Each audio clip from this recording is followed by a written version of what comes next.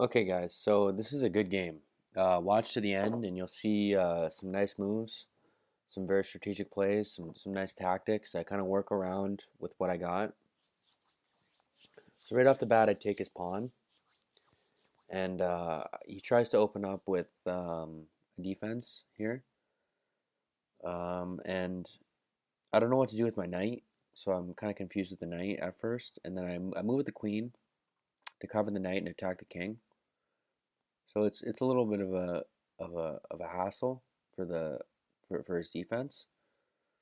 But then I don't know what I was thinking. He had me forked, and I chose the knight. I chose the knight over the queen, and I wasn't thinking. I don't know what to tell you guys. I wasn't thinking. He got my queen nice and early, but like I said in the commentary, and I said I was gonna win. I meant I was gonna win. So I turned my music down, as you can see.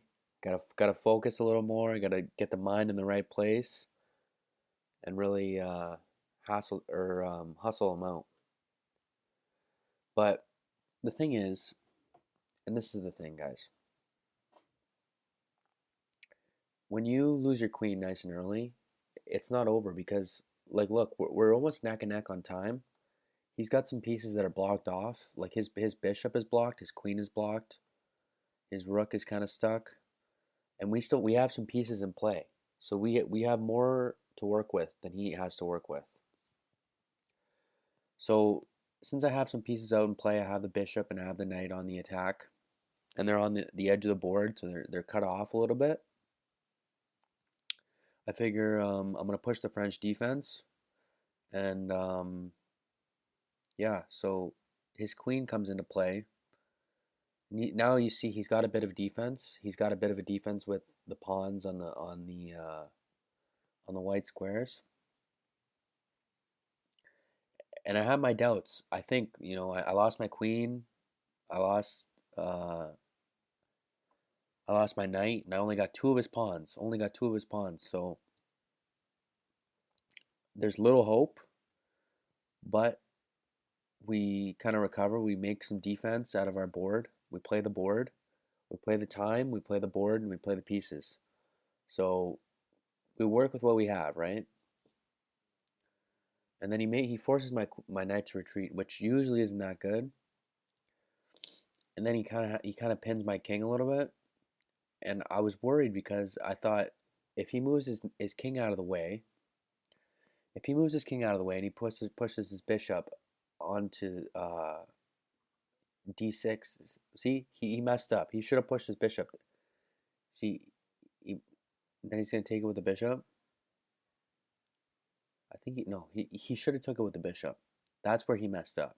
So if he would have took that with the bishop, he could have checkmated me. So we recover. We make the best of what we have here, and we defend the pawns with the bishop. So there's a little bit of defense, and we have the board cut.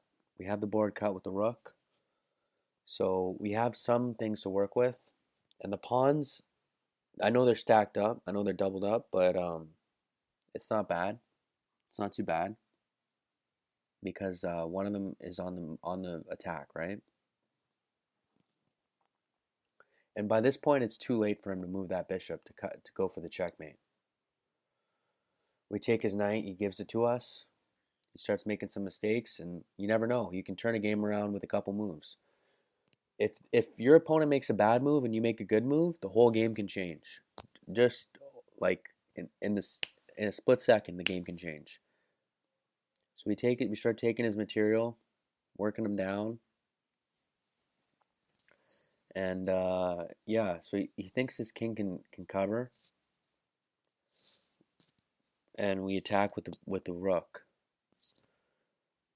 and that forks him over. Takes the pawn, and you see his whole back row is stuck. His whole back row is stuck. All he's got is his king and his bishop. I'm going to cover the pawn with the rook, nice and easy. And then we get the knight into play. So we attack his queen, which forces his queen to move, right?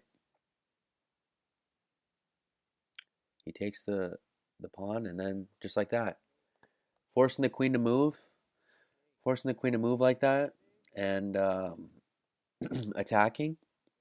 So you can manipulate the board, right? So when he thinks he has to defend his queen, we're really going for that king, and